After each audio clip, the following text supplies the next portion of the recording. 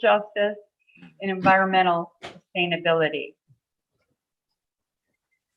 We pause here at the Monterey Peace and Justice Center in Seaside, California, to recognize and acknowledge the indigenous people of this land, the Ohlone Costanoan Esalen Nation. We remember their continued existence and connection to this region and give thanks to them for allowing us to live, work, learn, and gather in their traditional homeland. We recognize the enduring relationship that exists between indigenous peoples and their traditional lands, and we offer our respect to their elders and to all Ohlone people of the past and present. The views expressed at this meeting are not necessarily endorsed by the Center, whose main objective is to stimulate discussion and critical thinking on social and political issues. This event is being recorded and will be posted on Monterey Peace and Justice Center's YouTube channel. The link will be posted in the Zoom chat area. So, what on earth is the doughnut economy? Humanity's 21st century challenge is to meet the needs of all within the means of the planet. In other words, to ensure that life's basic essentials are provided for all, from food and housing to healthcare and political voice, while ensuring that collectively we do not diminish the Earth's ability to sustain life-supporting systems on which we fundamentally depend. So we will begin by watching January 2021 video by Oxford economist Kate Raworth. It's a 35-minute video presentation called Doughnut Economics, 7 Ways to Think Like a 21st Century Economist. And it's presented in 7 parts. And for those of you who know nothing about doughnut economics, the info presented moves fast, but just sit back and relax. You will have the link to return to if needed for future viewing. So first we're going to watch segments 1 through 3, and then have a short discussion about the topic. And the first 3 segments, Kate goes over what doughnut economics is, and she also looks at the kind of economics we have been living with and how it has not been working, especially for everyone. So, with no further ado, we can watch the first 3 segments. Okay, thank you, Ellen. A little bit of ado. I will ask that everyone put their video, turn their video off. Including during me. The okay. Yes, please. And then you can switch them back on. If you have a laptop, it's Alt. Economics means household management. And the question of how a household should manage its resources is more relevant today than ever. In ancient Greece, when the philosopher Xenophon first coined the term economics, he was literally thinking about the affairs of a single household.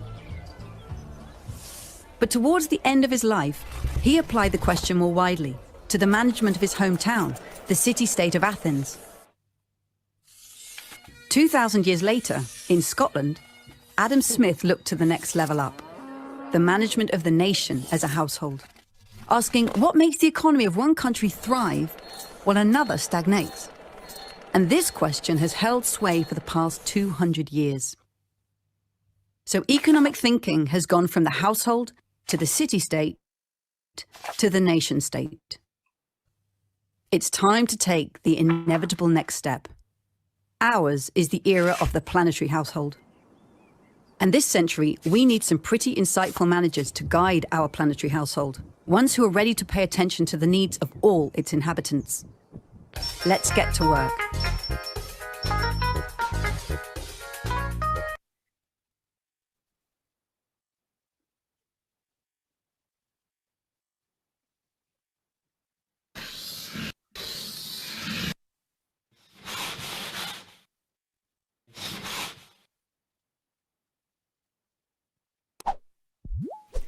In the 20th century, economics lost its purpose and started chasing the false goal of GDP growth. In recent decades, that has pushed many societies into deepening inequality, and it's pushing us all towards ecological collapse. This century calls for a new goal, meeting the needs of all within the means of the planet. In other words, it's time to get into the donut, the sweet spot for humanity. But that's no easy task.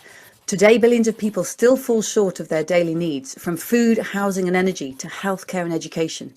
And yet collectively, we've already overshot our pressure on some of Earth's most critical life support systems, driving climate change and the breakdown of biodiversity. What we do to this Earth in the next 50 years will shape the next 10,000. So let's replace that last century goal of endless growth with the goal of thriving in balance. And if we're to have half a chance of getting there, what economic mindset would be fit for the task?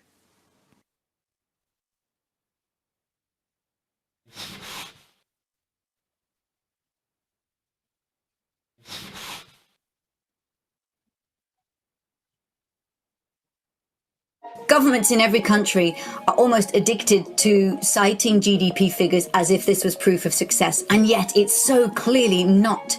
Because we have climate breakdown and COVID lockdown and financial meltdown, we have to pursue something far richer to move from this pursuit of endless growth, which we can now see is hitting us with crisis after crisis, moving to a goal of thriving. And the donut is absolutely possible to turn not into a single number, but into a dashboard.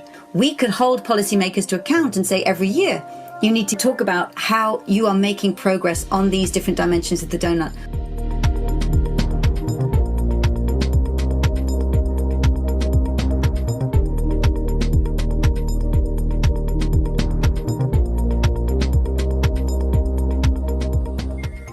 The outside of the donut is created by leading Earth system scientists just a decade ago. These are the 9 life-supporting systems of planet Earth. To have a stable climate, to have healthy oceans, to have recharging fresh water. And they drew these and called them the planetary boundaries. And they said we must stay in the circle in the middle. I thought, but if we go to the center of the circle, where we use hardly any of Earth's resources, that's not thriving. That is actually death and destitution for billions of people. We need to convert Earth's lands for food, for water, for housing, for energy. So I drew this inner circle and said, just as there is an outer limit of humanity's pressure on the planet, so too there must be an inner limit. So the hole in the middle is a place where people are left falling short on the essentials of life. It's where people don't have the food, water, energy, healthcare, housing, education, political voice that every person has a claim to meeting. We want to leave nobody in this hole, get everybody into the green ring of the donut itself.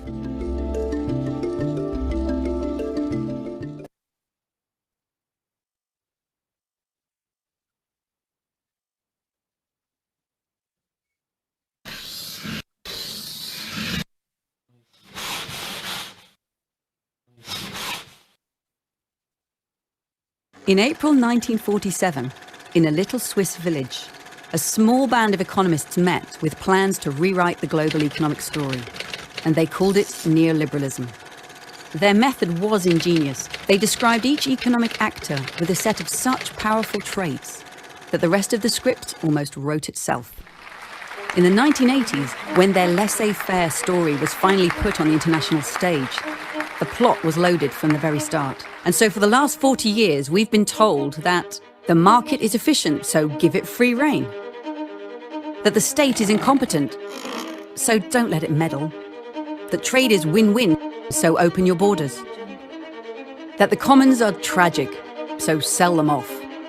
That society, well, there's no such thing, so ignore it. And that the household is domestic, so leave it to the women. With such a cast list, the triumph of the market seemed almost inevitable, and it's been driving us into social and ecological crisis. But we were also told that finance is infallible, and that was so clearly disproven in the global financial crash that it's called the rest of the story into question too. It's time to ditch this outdated neoliberal script. We need a new economic story that's fit for the 21st century, one that puts the economy in service to life. So how should that story begin?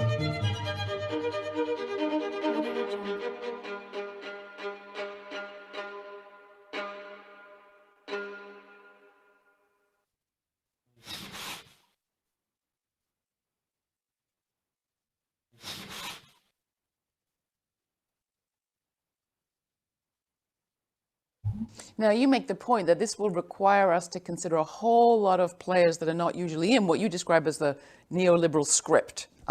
Name some of them. So the neoliberal script, and I would say it's the script that's been put on the international stage ever since Thatcher and Reagan came to power. Well, it's a story that stars the market, because the market, we're told, is efficient, so you should give it free rein. Finance, well, that we're told, infallible. Trust in its ways. Trade is win-win, open your borders. And so we just get out of the way. Players that is ushered off stage, not needed to be seen. The household, that's domestic, right? Just leave it to the women. The commons, well, everybody's heard the commons are tragic, so we can just sell them off, privatize those.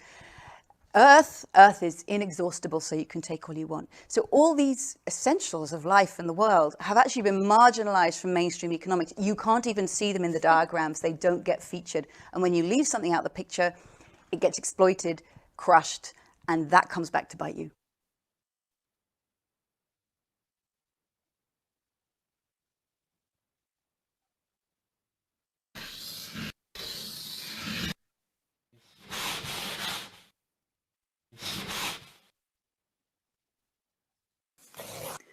Who does economics tell us we are?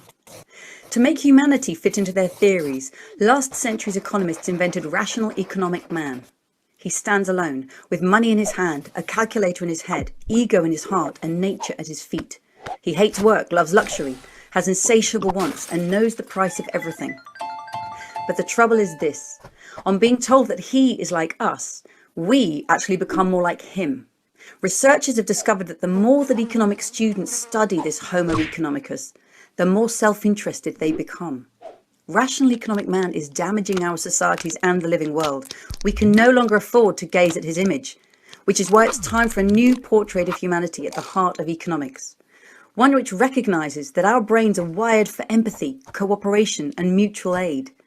That instead of being fixed, our wants change as and when our values do. And far from being dominant over nature, we're deeply dependent upon her. With these new beginnings of a self-portrait, how can economics start to nurture human nature and give us a far greater chance of thriving in the 21st century?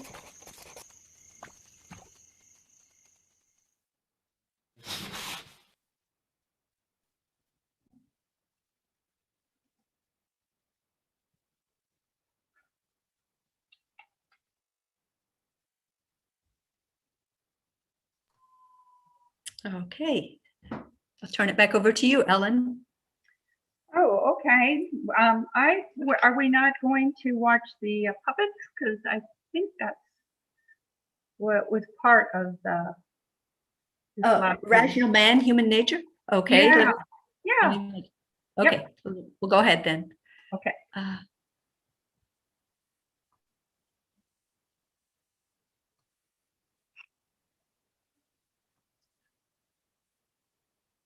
Character we've been encouraged to focus on is that rational man. You have a problem with him too? I have a big problem with that. So if you read the textbooks, he's never actually drawn, his portrait isn't drawn, but if it was, he'd have to be a man. He'd be standing alone. He'd have money in his hand, ego in his heart, calculator in his head, and nature at his feet. And the trouble with him is not just how absurdly narrow he is. In fact, one of the fascinating things I learned researching this book is that on being told that he's like us, we actually become more like him. So research in this country, in the US, in Israel, has found that the more that economic students learn about rational economic man, the more they value self-interest, the less value they give to compassion, to altruism. It's as if I need to become like this model. So he began as a model of man. He's become a model for man. So it really matters how we tell ourselves who we are, because that shapes who we actually become. And the data and the research is just skewed. You say, for one thing, we're studying the wrong sorts of groups. You call them weird societies. I'd love you to spell that out.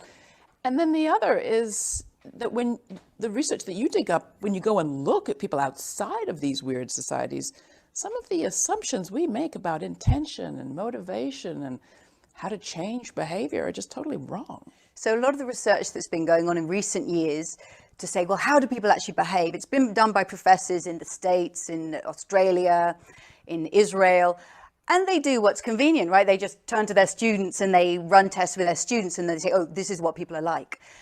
And then one researcher went off and did the same test with forest living communities in Indonesia or native people in all sorts of very different cultures. It came back with completely different results. And he said, the students who are at the doorstep of all these professors, they're weird. And what that means is we're Western, educated, industrial, rich, and democratic. So that's the acronym WEIRD. And actually, they're not like most people at all. In fact, the way that the weird ones behave is at one end of the spectrum. So you cannot just interview your students and say this is what people are like. You're getting a very, very skewed particular version of humanity. So he launched off a whole area of research and looking at the diversity of people. And sometimes when people live in very market-based economies, they behave in one way. When they're based in economies that are subsistence, that don't have markets, families share, their behavior can be quite different. It just shows the variety of human behavior. We adapt and respond to the conditions around us. And so this concept of rational economic man is a cornerstone of economic theory and provides the foundation for modelling the interaction of consumers and firms. The next module will start tomorrow. If you have any questions, visit me at the Knowledge Bank. Knowledge Bank? Yeah. See you outside. Let's go!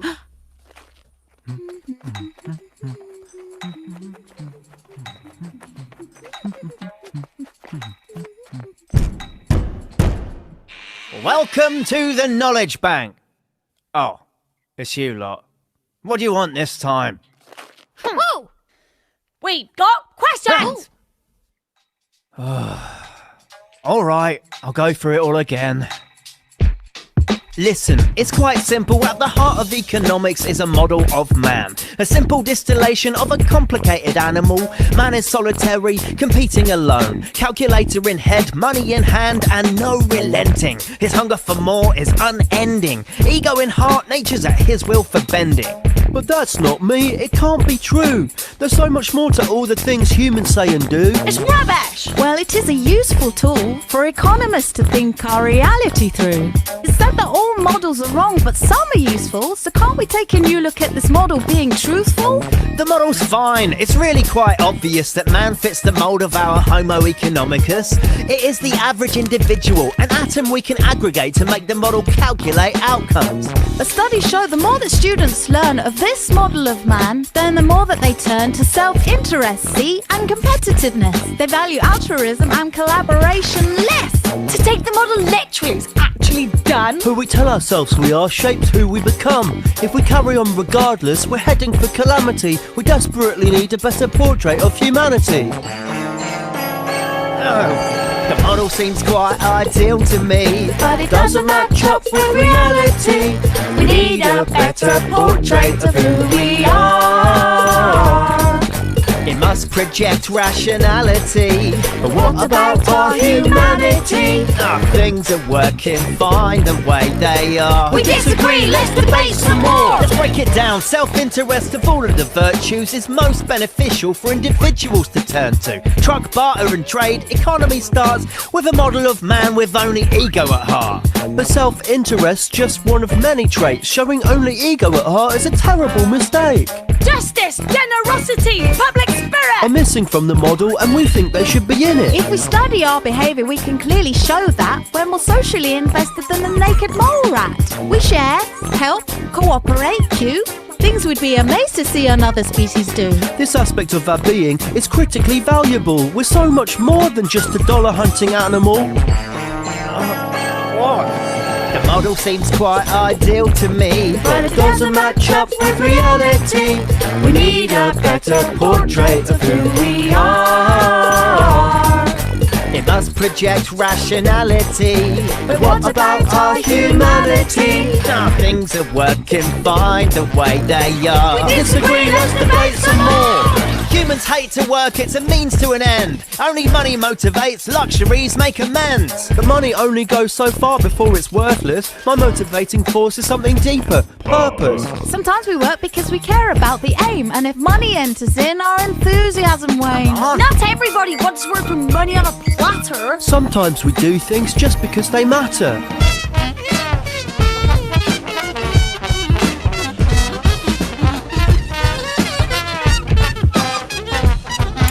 All right. Rational economic man is all-knowing, calculating constantly to keep his wealth growing, comparing all goods and all prices over time. Sure, it's an abstraction, but it works just fine. No, it doesn't. No, it's a superhuman version. In reality, there's no way we can be so certain. Usually we make do with the rule of thumb. Since people can't know everything, the model must be wrong. The model doesn't feel to me like it's a human being. It's abstracted us into a kind of human slot machine. When we want the best, yes, we estimate the cost, but if we don't admit uncertainty, something core is lost. Oi, get off me! The model seems quite ideal to me, But it doesn't match up with reality. We need a better portrait of who we are. it must project rationality. And what about our humanity? Things are working fine the way they are. We disagree, let's debate some more. The economy needs inputs and the world is replete. Nature is a resource that lies at our feet. Mine it, log it, drill that well. The earth is our dominion and it's here for us to sell. Sorry, but that's very big-headed. We're not above the web of life, we're deeply embedded. But human desire is an insatiable force, and what the market wants will be supplied, of course. But that comes down to culture. We need sufficiency, where we're part of nature's cycles, not a separate entity. So will we keep consuming until we're overstuffed, or can we find a balance knowing how much is enough? Enough! Look, clear off, will ya? I've got to close up for the night. Thanks for your time. Yeah, I've still got a few questions, though. I bet you have. See you tomorrow.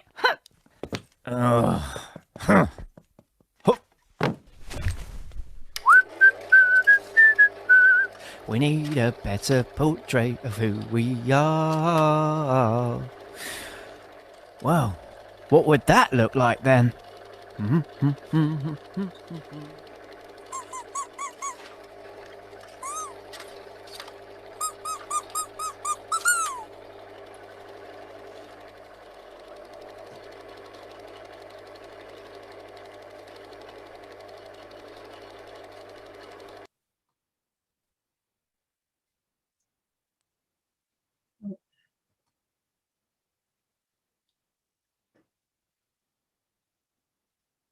Okay. Hi, everybody.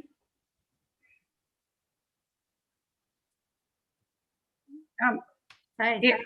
Can everybody unmute themselves? Yes. Great. I've seen this a couple times, and the puppet one kind of almost was irritating in the beginning to me, but it's actually lightens up a very difficult subject, and which is changing the whole concept of who we are and you know what's important to us. Anybody have any comments or anything that you want to discuss about what we saw?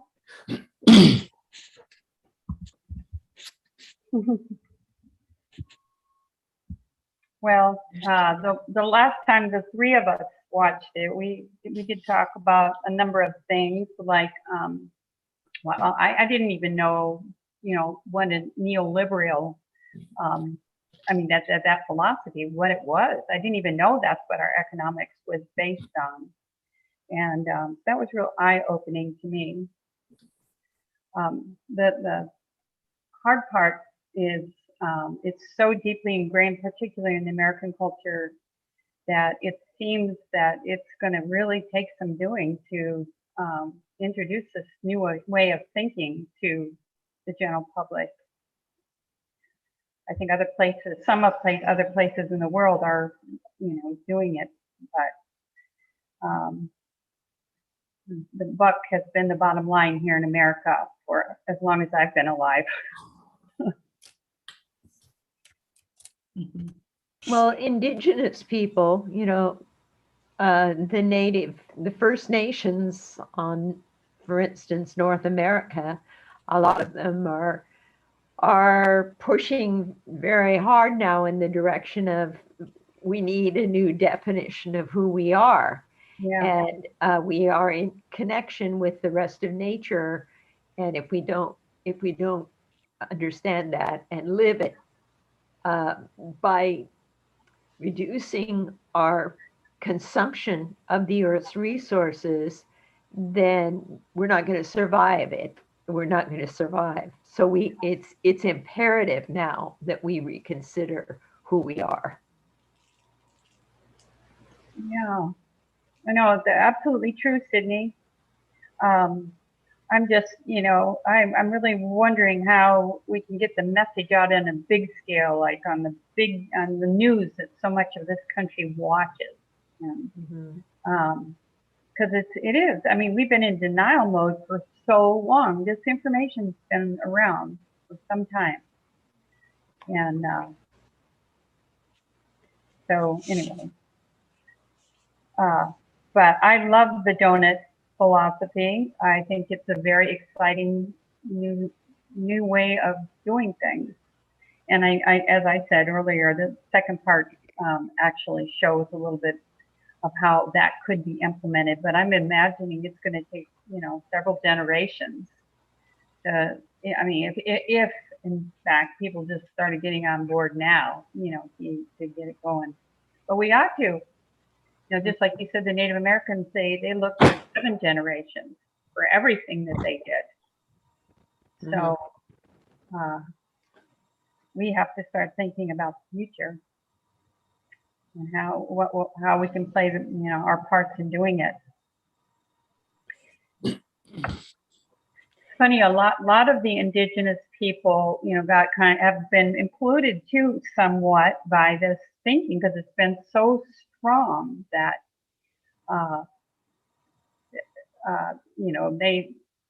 people wanted to emulate what we've done in the United States. I think that's the best thing about Trump is all of a sudden it's very clear to the world we don't know what the heck we're doing. To have brought that man in charge and to throw out all the environmental policies that were in place, and I don't think I think people will be looking for answers elsewhere. We've been being looked at for a long time, but it'd be nice if Biden, could steer us more in that direction. I think he's trying, but it's a huge job. Well, I think statistics are really important, and some of them are so shocking that we just need to hear them over and over and over. For instance, the fact that 68 people or 62 people on the planet own as much as the other rest of the total population of the 7.5 trillion of us. And this is how out of balance the neoliberal philosophy has taken us. And we all have to talk it up in our various ways, and we need to encourage our favorite news sources. Like for me, that would be Amy Goodman. I don't know that she's ever interviewed Kate Raworth. Oh, that'd be nice. But that would be a good place to start. And then she needs to be interviewed by PBS NewsHour, and she needs to be interviewed by MSNBC. And what we can do maybe is personally, especially like if we subscribe to free speech television, or if we subscribe to PBS, we can call in and say, look, I think this is really important. You need to talk to this woman. These ideas really need to get out there and be widely disseminated. So maybe even they could put side by side in the news about the you know, every night they always give the stock market and how it's doing and all that, as if that is really, that's the end all for us. And it'll be hard to get rid of that since so many people are invested in stocks, I guess. I mean, that has always just like sickened me. It's like, is this is our barometer? So if we could maybe right next to it, also, have the ratings of how the planet's doing and how, probably, I wonder how, statistically, how many people don't even have stocks? I mean, who's that news for? That's been a really interesting question to me for a long time, because I've met a lot of very liberal, progressive people too that are very invested in the stock market. They don't really put it together that they're sometimes, without even their own knowledge, supporting all the things that they don't want. So education, I guess. But yeah, Amy, she'd probably be open to Kate. At this stage, there's just there's such fresh ideas, and we'll have to look to the cities that are trying to implement them. Like, well, I guess Amsterdam's really taken it, and then as we saw in the Yes magazine, Portland, and also, is it Pittsburgh? Philadelphia. Or Philadelphia. Yeah, Philadelphia. I mean, I was really surprised about that.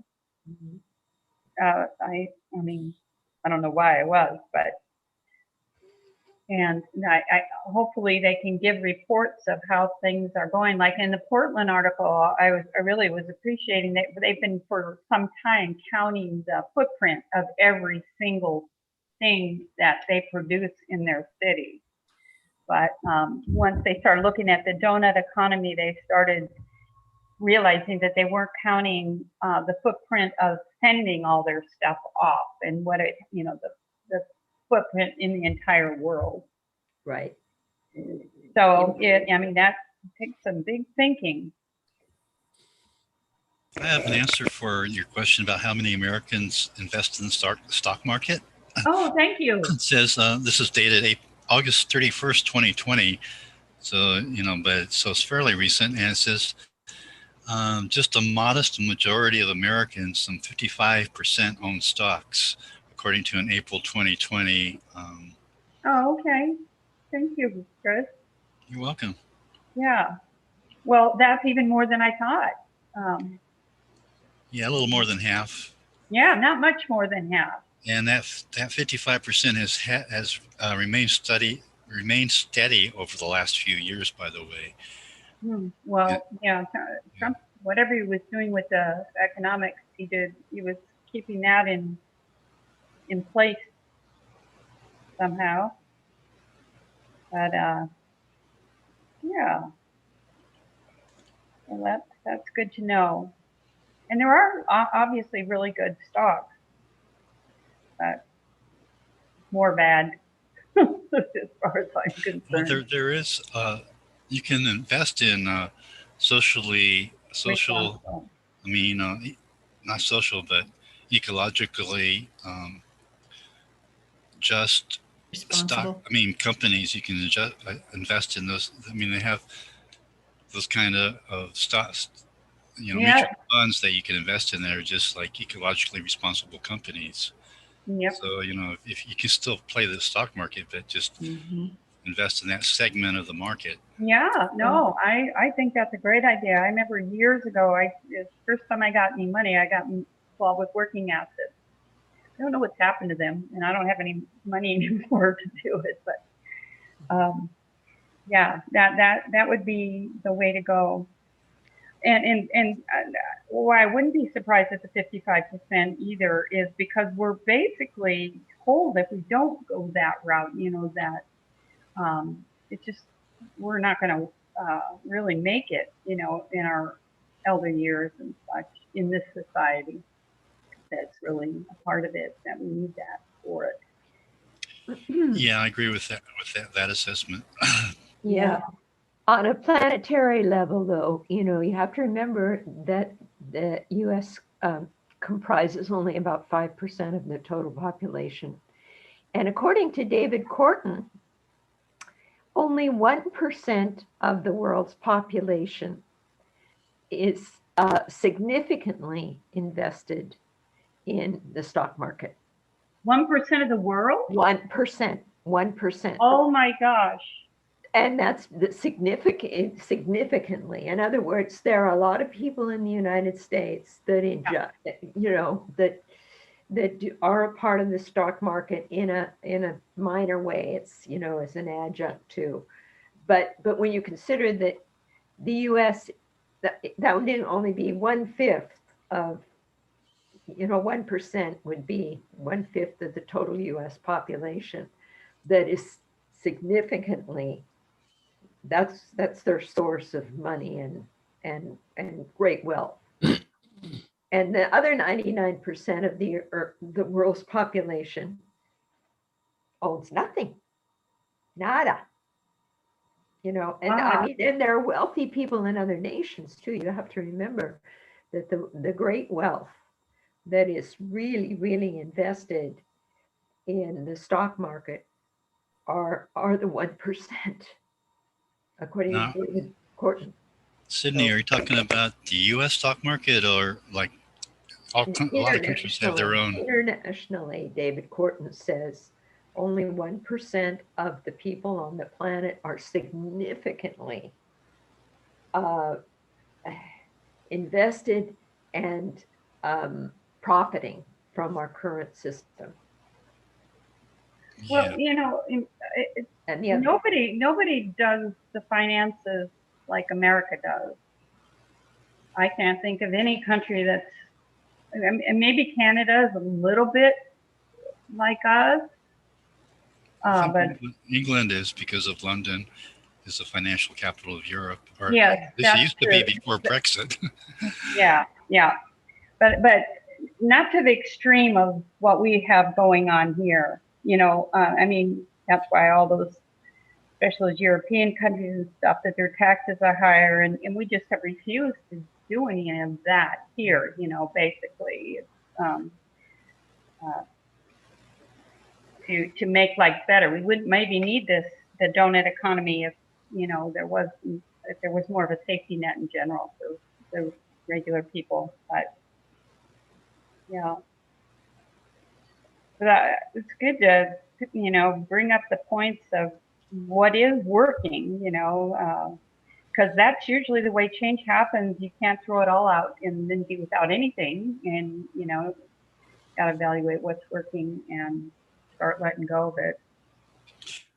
And in fact, that can be a reason that so many Americans, or a little more than half of all Americans, are invested in the stock market, because we don't have that high a retirement rate with our Social Security in the United States compared to European countries anyway. Right. Exactly. Yep. Well, do you guys want to go on to the next the next segments? Because on these, she starts giving us some ideas of how we can implement these. So let's see, where's So Ellen, I just got kicked off and back. What is it? I was just going to say how unstable, how volatile the stock market is, and having our municipalities tied to it, our state governments, city governments, teachers unions, all kinds of unions tied to Wall Street, and how fickle it is. Thinking about the GameStop, issue where these investors were pumping up a corporation or something that was failing, and just on Trump's whims, the stock market would tank or shoot up or something. It's so volatile, and why do we have to be so intimately tied to that for our security? Families are we used to have some job security when we had good paying job, you had some sense of security and maybe a pension, some benefits. We don't have that much anymore unless you've really high paid executive or in IT or something. It just seems like because the value system has shifted. Yeah, it really has. It's shifted. I mean, at the bottom line, it's just been about the money. How you can make the most money. And I'm not saying in all businesses or, but it's and that just hasn't been working. It hasn't been working. It's crazy old trickle down thing that just is not really working at all. Yeah. What I'm hearing of people on the conservative right, they're complaining about this stimulus money, this helpful, recovery money that's given to people, $600 here or maybe $1,200 or something. They're saying, well, it's disincentivizing people to go to work. No. They need to be offered a living wage. That's what's killing the incentive. Just a little bit of the trickle down. So there's, the so-called trickle down. There's such opposition to that without, seeing the big picture of what, I know the middle class is vanished. I know people that actually were making more money with that, in the sense that, I mean, they never had made that much money. I mean, that sounds funny, but I don't mean well, okay, I have to admit that would be me, because I and I met other people like that because I ended up on unemployment right before COVID because I was taking care of someone till their death, and then when they died, because I had been in home health care, and I wasn't in home health care, but I did this specific person, and so the job ended, and it was kind of a silver lining that I was able to get some unemployment. But between that and the stimulus, truthfully for myself, and I'm not bragging, I've never made very much money because I've always rather to have my time than money, and I've had a simple lifestyle, which I cannot have anymore, though. It's not possible to have a simple lifestyle anymore. So everything's shifting for me that way. But it was shocking me as I thought. I mean, I almost felt embarrassed because I was like one of those people that they were pointing the finger at.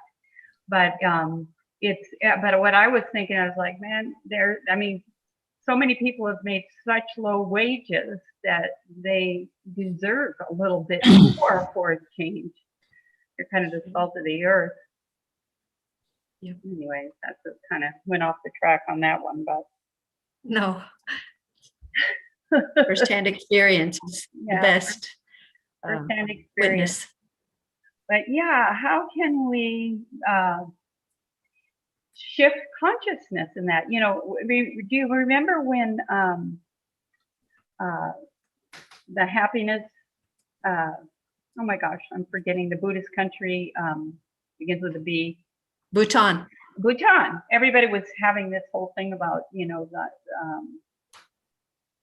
until they started tormenting their Muslim people in their country. That wasn't too good, but they're measuring, instead of like a GPA, they are measuring the happiness of the country. And it seemed like a lot of Americans were, wow, what a charming idea, but it's certainly be a much better goal, I believe, than just going for the paper stuff. Mm-hmm. Yep. So do we want to move on to part 2? Sure. I mean, if everybody else does. I'm only talking you guys a lot because I'm supposed to be the host, so please talk over me if you have things to say. So the second half of the program, we're going to watch the parts 4 through 7 of the video, and then afterward we'll have another interactive conversation. And in these parts, Kate will present the new ideas and strategies that can be implemented, goals to reach, and even the example of a European city that has adopted Doughnut Economics. So that's pretty much what the next section is about. So we are ready to roll whenever you are, Catherine. Okay, please stop your videos and Okay. we'll go ahead then. Thank you. All right.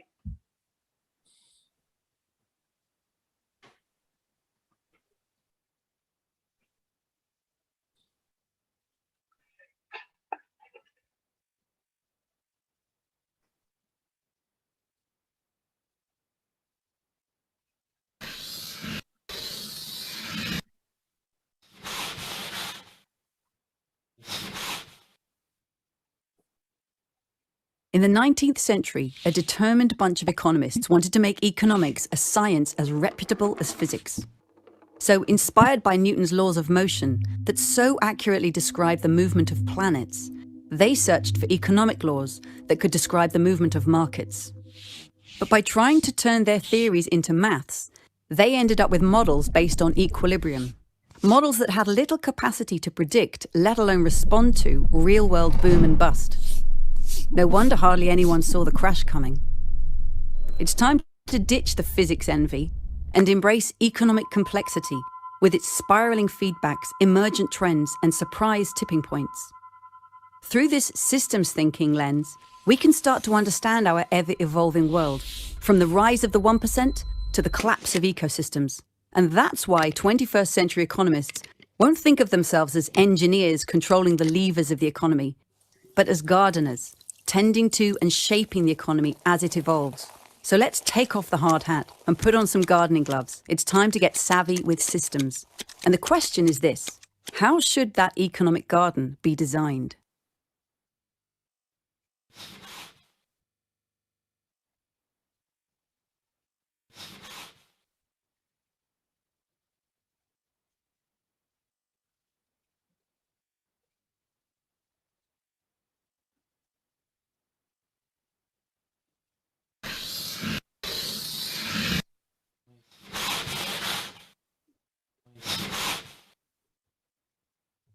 No pain, no gain.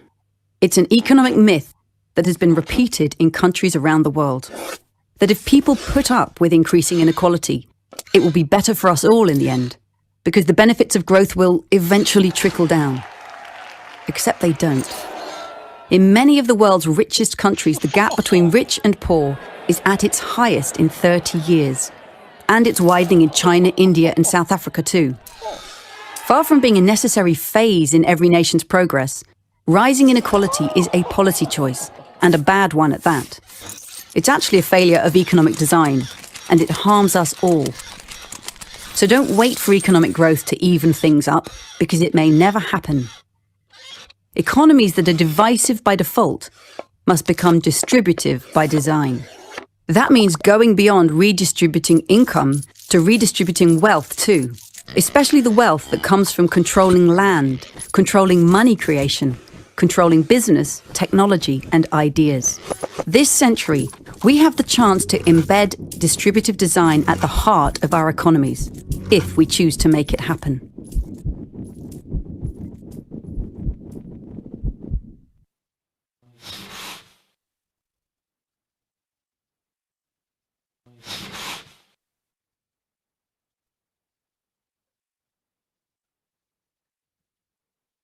Can we actually grow and be green? Can you run a business in that kind of warm, just, safe part of the donut? Yes, I think you can, because we need to transform our economies. Today, they are deeply divisive, giving rewards to the 1%, and degenerative, running down the living planet on which we depend. We need to transform them so that they are distributive, sharing value with everyone who helps create it, and regenerative. That's an amazing transformation that needs to happen. And in that process, there are very clearly some industries that really need to grow. Solar capacity, right? Renewable energy, that's a wonderful growth field. So if someone's working in a company in that area, of course there's going to be growth there. That's an opportunity. So we need to grow back into balance. The incomes of people living on very, very low incomes, their incomes need to grow back into balance. So there are opportunities for sure. But we've certainly interviewed people on this program who have tried. They've had very well-intentioned businesses. I'm thinking, you mentioned Anita Roddick in your book. We've had Ben and Jerry, the folks from the ice cream company in Vermont, on this show. And both of them came into the same conflict with their shareholders, that their kind of mission of being regenerative or beneficial to their community, wasn't so beneficial to the shareholders. And they, at the end of the day, kind of lost their companies to buyouts, or at least Ben and Jerry's did. So this is the fascinating, I think it's going to be a psychological drama between what I would call 21st century companies and regenerative design and 20th century capitalism.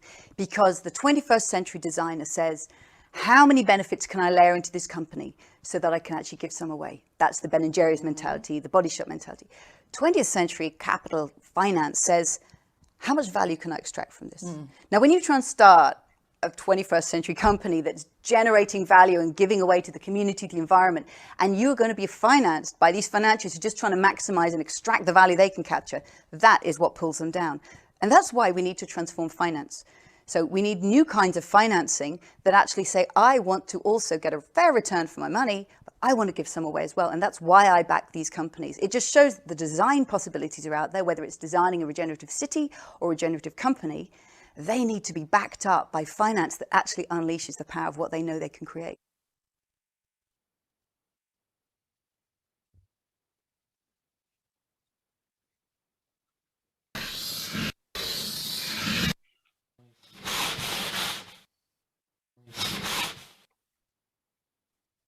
For 200 years, industrial activity has been based on degenerative design. We take Earth's materials, make them into stuff we want, use it for a while, and then toss it away. Take, make, use, lose. It's a one-way system that runs counter to the living world, and it's devouring the sources of its own sustenance. Economic theory has told us not to worry, that more growth is needed so that nations can afford to clean things up. But at the global scale, that's simply not true. And the effects are destroying Earth's life support systems on which we all fundamentally depend. We can't wait for growth to clean things up because it won't. We need to turn today's economies, which are degenerative by default, into ones that are regenerative by design. Ones that run on renewable energy, that turn waste from one process into food for the next, so that things are never used up, but are used again and again. And in all this, the 21st century economist's role is a crucial one: to harness the potential of business and finance, of the commons and the state, and of human nature, to unleash this regenerative future.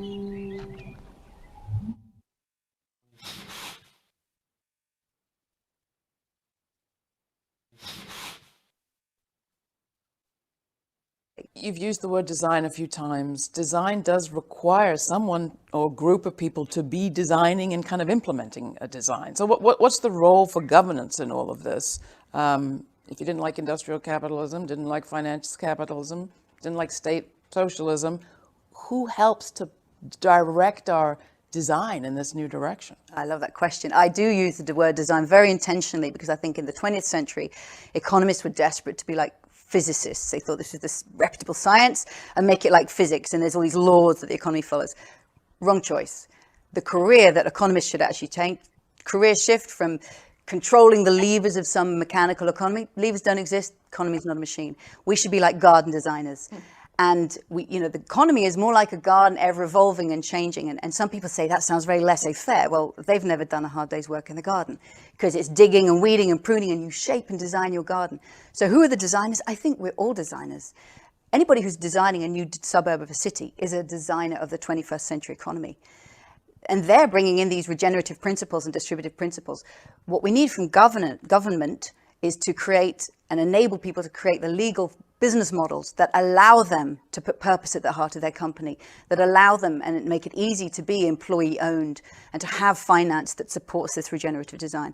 We need governments to ban single-use plastics, ban putting useful materials in landfill, and give a long, legal and loud message about that so everybody knows that's going to be phased out within 5 years, guys. So start changing a business right now. So put those frameworks in place so that we get a regenerative economy happening.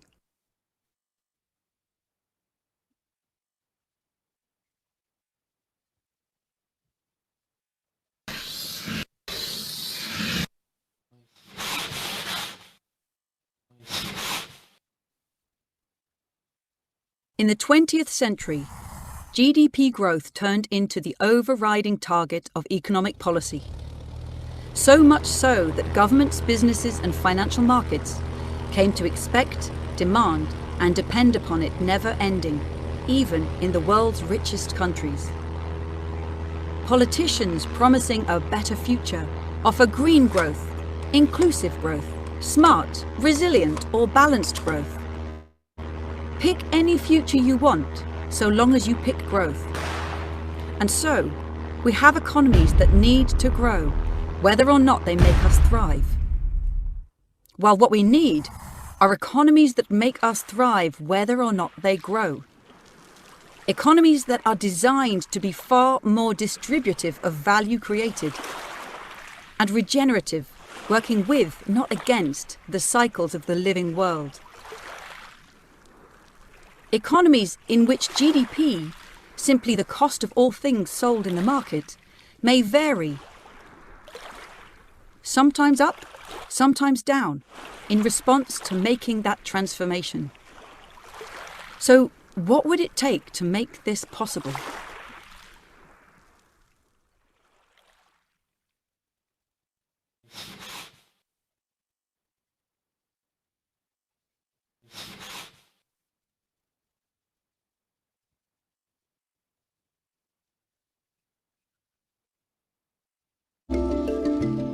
Ever since the donut was first published in 2012, people have been wanting to downscale it to the scale of a city or a neighborhood or a nation. And Amsterdam is the first place where we've actually downscaled it. And I've worked together with an organization called Circle Economy, who have been helping the city devise their strategy.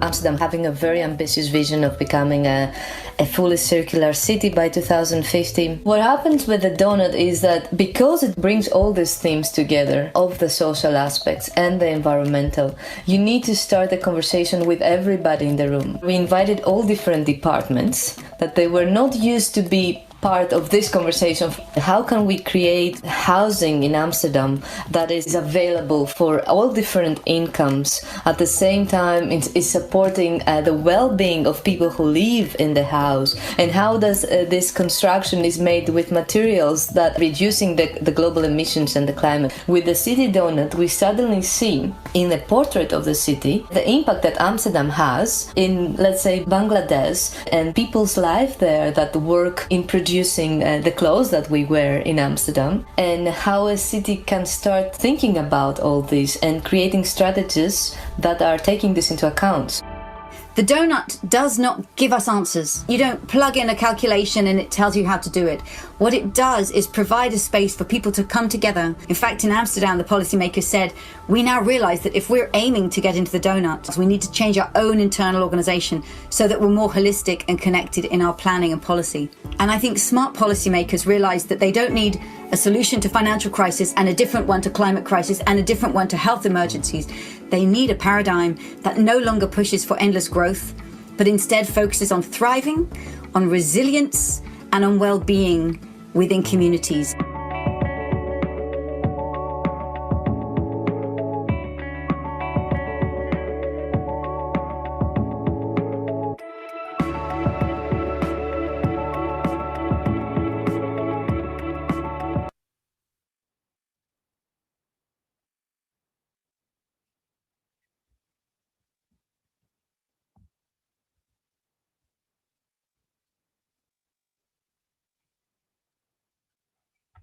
Okay, let's come to the end of the video.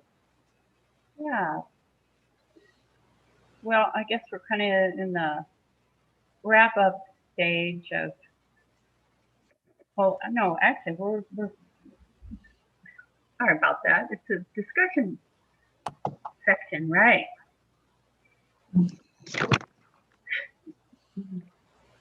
Did anybody catch what step 4 was? She went by that so fast at the beginning of part 2. Yeah. Step 4 is the way they call it, get savvy with the system. That was it. And Yeah. Can you repeat that, please? what she calls it is get savvy with the system. Okay, thank you.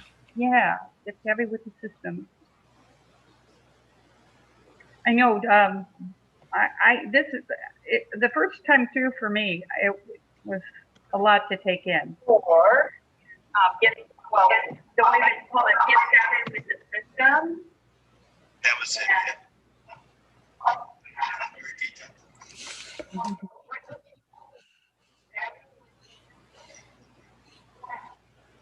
I love the concept of the garden because I think the economy is a living thing, and I mean, shouldn't be treated as if it is not, because everything about it is about life.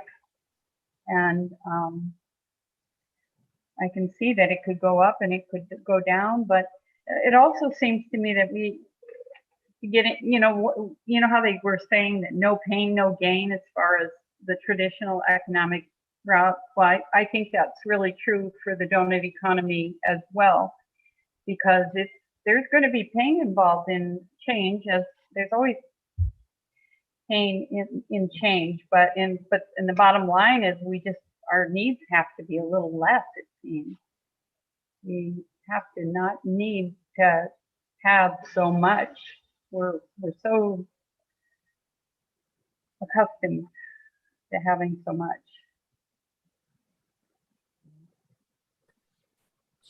So like in the changing, I'm imagining, that like you really want something to be environmentally sound, or it just takes, like right now, just in the area that I'm living, they're allowing us to put our compost in the garbage, in the green bins. But for people who have never compost, it's just that. It's like, oh my gosh, it's so tedious, and it's, it's smelly. It's all those kinds of things that if you're not a gardener and you've not lived in that realm, it probably feels painful initially. But I think everyone needs to be sold on the idea that there's a goal behind this, and this is, a sustainable world for our generations to come, because it seems like she said in the beginning, within the next 50 years, we could really shift or lose it. So, lots of our personal relatives, our children and grandchildren, they're gonna be stuck with it. So good to do whatever we can. I was in Amsterdam 2 years ago. Yeah. And I went around on my bicycle, riding around, and I talked to all kinds of people and did all kinds of observations. And one of the things which an attorney mentioned to me just in conversation, it was a passenger on a train, is how, for the most part, the Dutch respect their government and think they're doing a good job. And we don't have that here. We have conflict, suspicion, and all the other things that we've seen in the last couple of years. And I was talking to the lawyer, and I said, as I'm riding around here, I don't see homeless. I saw no homeless in my bike rides around the city. And he says, well, I said, do you not have homeless? He said, oh, yes, but we pay them 900 euros a month. And they are in special living quarters where they get emotional support or assistance with any drug addiction they may have. And we do that for the common good. And I had to stop him and say, wait a minute, what did you just say? The what? And he didn't realize he'd said that. And he said, what did I say? Oh, you mean the common good? And I said, yes, that's a cultural thing that we don't have in this country. We are suspicious of our neighbors. We need to carry firearms because that neighbor is going to come in and kill us. So we need to defend ourselves. The homeless are drug addicts, affronts to the eye, terrible people who we need to just get rid of. You know, we don't want to see those people. So it's a cultural thing. Yeah, and sure is. it's very difficult for me. And I'm simultaneously loving all of this Black Lives Matters and being very scared about the police actions towards people. That is, as they say, an institutional prejudice. And it's something that I don't think exists quite as it does in other countries, but we're coming out of it now. And I believe that we're living, when I can think this way, when I'm not just angry as hell about everything, angry about the last president that we had, that we're realizing now that we have problems in our country that need to be addressed, and they're being addressed. But these don't exist in other countries with quite the intensity that they do in this country. And so I don't know where I'm going with this, but just to say that I think this economics, you know, is our economic system is ultimately a cultural thing. And we're out to grab all we can. And you get the hell away from me, and I don't care a twit about you. I want all the growth and all the money that I can get, and I truly don't care about you. And if you don't do the same, there's maybe something wrong with you. You know, you're culturally wrong or something. I don't know what it is. Yeah. So going to Holland was probably one of the most elevating and marvelous things that I've ever seen. And I'm a bicyclist. So when you ride around and you see what they've done with bicycles, they have basically said the internal combustion engine is a monster. It sucks resources and just fill in the blank. And so everybody, now granted, they've got a little flat country, which we don't have here, but people ride all over the place. Bikes are a means of transportation. I mean, it just. When I was in Amsterdam, they said the average family had 7 bicycles. Yeah. But I mean, then they had something, and I'll close with this.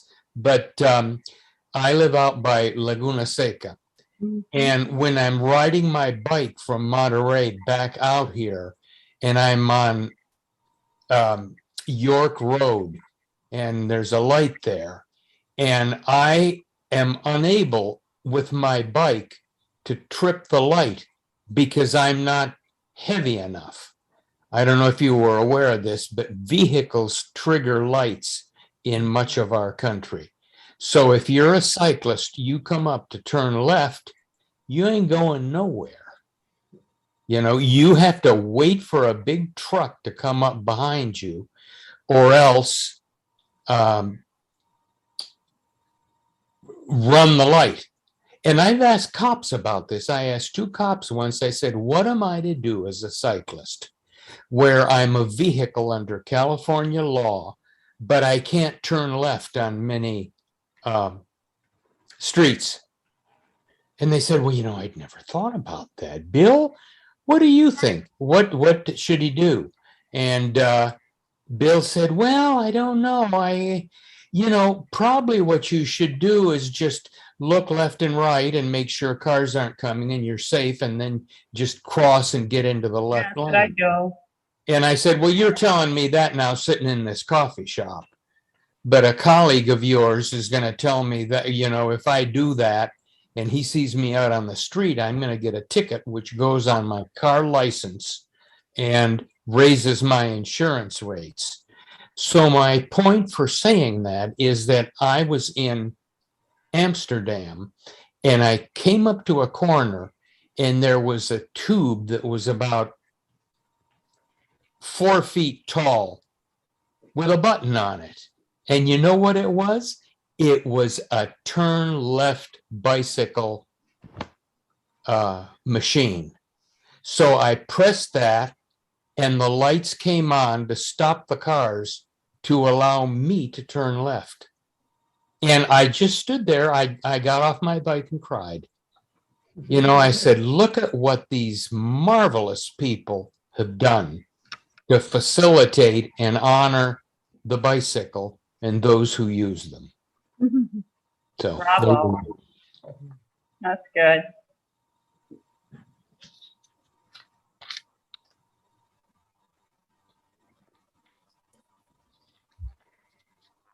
and then another time, and I'm not sure if what I'm going to tell you is correct, but it'll suffice. I was down at this like a castle in what's the big town on the north part of the country there where all the political things go on. Anyway, something was happening in front of this building and there were hordes of school children and they were all excited and screaming, and a man came out of that building and I said to somebody, who's that? And they said, it's our king. And all of the people loved seeing him and cheering him. And somebody told me with enthusiasm, you missed him now, but he frequently comes out and gets on a bicycle and rides off to do his things. And he's the king of the country. So the kingdom of the Netherlands. So anyway, it's just a whole different way of looking at the world, and one which opened up my eyes to how our problems are cultural.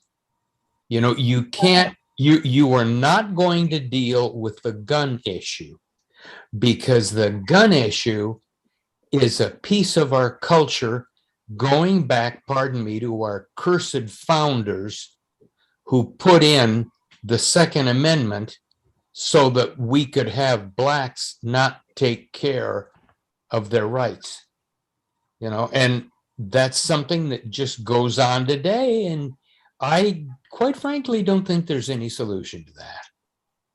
It'll just continue on and we'll keep getting massacres left and right, and nobody's going to do anything because the Second Amendment, so we've got institutional problems.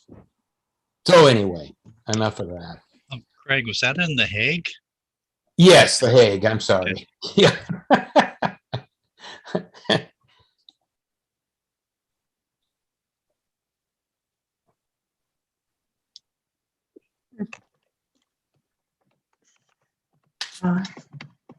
Yeah, it's a big job changing the culture, no doubt. I say meditate. Yeah. That's about, it's really it all comes down to that we are all connected, and we're all connected to all living things, and we're cutting our own throat if we don't know that and live that.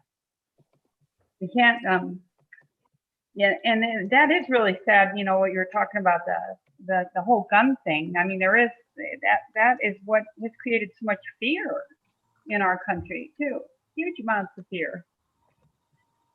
Well, and I asked this particular lawyer again for the 45 minutes I was sitting across from him. I said, do the Dutch have guns? Can you get guns?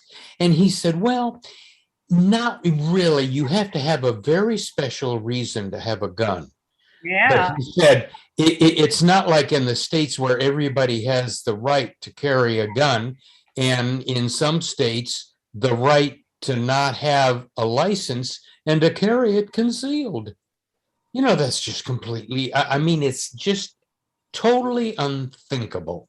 So this is what I talk about, the culture of When our I was growing up, I felt that way. You know, I nobody that I knew, family, I mean, had guns. Uh-huh. People didn't have guns. Yeah. You know, things have really changed. I mean, America has always had guns, but yeah, I never thought it would get to this level. And but I'm not giving up on that one because it's too important to not give up on that one. I mean, I try to support the organizations that are continue to fight the NRA. I think the NRA is losing some of its steam. I mean, these mass shootings are upsetting people and should be. You know, it's because now they're finally realizing, wow, this could be my family or my shopping mall, or could happen to any of us at any time. Yeah. And I think that's also very much, it's not just about guns, it's about how unempowered people are feeling. I mean, they have nothing. Most of the people that are doing these mass shootings are pretty upset people, you know, mental health issues. And so lots of murders are people know each other too, because of, you know, the domestic violence is pretty high. Yeah, it's insane. Yeah, there's a lot of insanity. But So Ellen, yeah. excuse me. We had pulled together some resources about, I mean, what is the best way to share that on the circular economy, the public banking, and just a page. Well, you have a page on this? Oh, that would be great. Yeah, so people will be able to copy it somehow, or what I can do is send it to everyone who attended here, and let's see if I have. Let me just make a screenshot. I think I have everyone's address here, but I can pull it up on the screen, and then yeah, and at least you can see it, and maybe, I don't know if you have some comments to say about some, if you some of the resources. Is that all right? One of them I know that is you know, Sydney is a big reader of the Yes magazine, and there was a whole issue that it was this last spring's issue in regard to living, you know, cities trying to find ways to be sustainable, and in fact the Doughnut is in this issue, and it's very worthwhile reading. That's one. Catherine, if you copy that and paste it into the chat, then we can sweep it and copy it and paste it.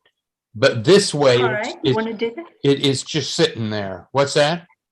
All right. Well, I thought you might have some comments about them if you have any knowledge then. But I can definitely do that, but I have to stop sharing. Yes, well, magazine is right down here at the bottom. What's at the bottom? Oh, Yes magazine, what a Doughnut can do for economic justice. And there it is. There's the link. Yeah. Yeah. And if you can find it, or you can probably get it, it's just a marvelous issue. And this is a keeper. This is a real keeper. And the Yes magazine in general is such a really great magazine. I mean, they are what they call themselves. Yes, they try to be solution oriented. They've been around for like 25 years, I think. Yeah. Yep. And the circular, we found that this Kate Raworth, she's actually part of this Circular Economy Institute or Foundation. Okay. So she's involved with that. And then Sharat Lin, who frequently speaks, he just spoke a week or so ago. He's involved with Human Agenda. And so this worker cooperatives, the Mondragon cooperative model is a model for other countries and, states, cities to emulate for, workers having control and having some stability in their employment, having benefits, and having a say in how their workplace, the conditions of their workplace and pay. So, great, that's wonderful. And then I think those have worked really well. I mean, the companies that have tried to do that, I think it works well. And then as far as public banking, there's a movement right now there's a task force working with the 5 counties, Santa Cruz, San Benito, Monterey, San Luis Obispo, and Santa Barbara. And they're working to have a regional bank to reinvest municipal reserves and kind of absolutely disconnect from Wall Street. So that's something that's gaining steam, and some of the jurisdictions have already signed on. I'm really interested to know the difference between that and credit unions. That I'm not at all clear about. So that's public banking.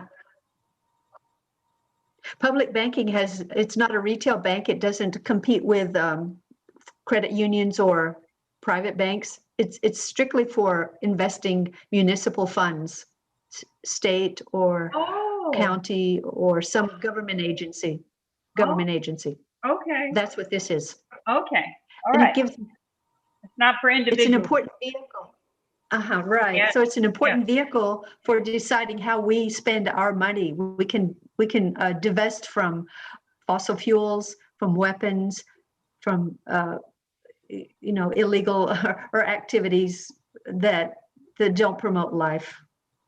Invest in local projects instead. Great. That's just great. Okay. What's the precautionary principle? Caution, pause, and review before leaping into new innovations that may prove disastrous. I hope they don't think the doughnut economy would be one of those. No, this ties into it because you've heard the expression, what harm or what would be the effect 7 generations? Yeah. It's that principle that new technology, we don't know, we don't have the scientific data to know the impacts. So we approach it cautiously and we study it carefully using science and to determine the true effects, taking into consideration the environment and all of the the opportunity cost and the cost to the environment and well-being of people. The city of San Francisco utilizes this in their governance. Oh, awesome. That's great. That's really great. I'm so proud of the recycling in San Francisco. I mean, you can put a separate compost out.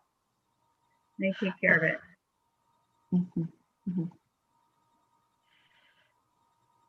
And then another thing that in the circular economy, the doughnut economy, it's all integrated with the United Nations Sustainable Development Goals, which is a set of goals that was developed to address the human needs globally. Shelter, a decent living wage, clean air, clean water, enough food, all of the essentials that human beings need. Yeah. Gosh, I wish they had more of a voice, I mean, whenever you hear of them, you think, wow, how fantastic they are, but nobody hardly pays attention to them.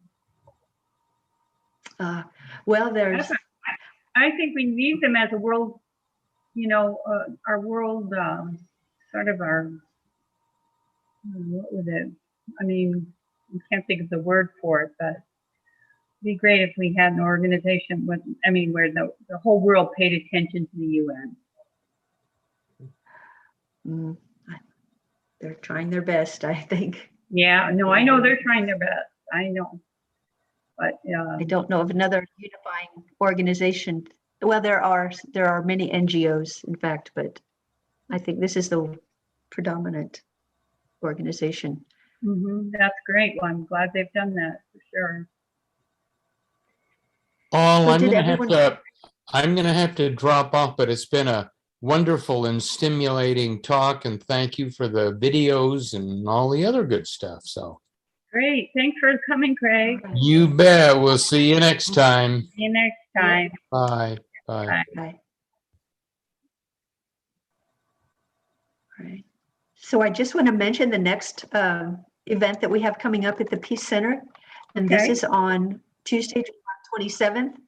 It's a talk by Dr. Kong Liao. It's called The Assimilation of Jews in China. He's a faculty member at Middlebury Institute of International Studies, Monterey, and also an associate professor at the Defense Language Institute in Monterey. He's a leading scholar on the works of Pearl S. Buck, and his talk is going to discuss what he calls the clash of civilizations and a shift toward culture wars. And he'll also, draw from Pearl S. Buck's book, Peony, which is the story of China's Kaifeng Jews, who assimilated, but he's going to present a peaceful model for assimilation. And then on August 7th in Pacific Grove, the 17th annual Hiroshima Nagasaki Remembrance Day and Peace Lantern Ceremony at Lovers Point Cove there in Pacific Grove. And it's held each year to remember those who suffered the atomic bombings by the US in Japan on August 6th and 9th, 1945. The public is invited to gather and reaffirm a vision of a world without nuclear weapons and to join voices with the survivors to say never again. And there'll be taiko drumming to open the event. Keynote speakers, Dr.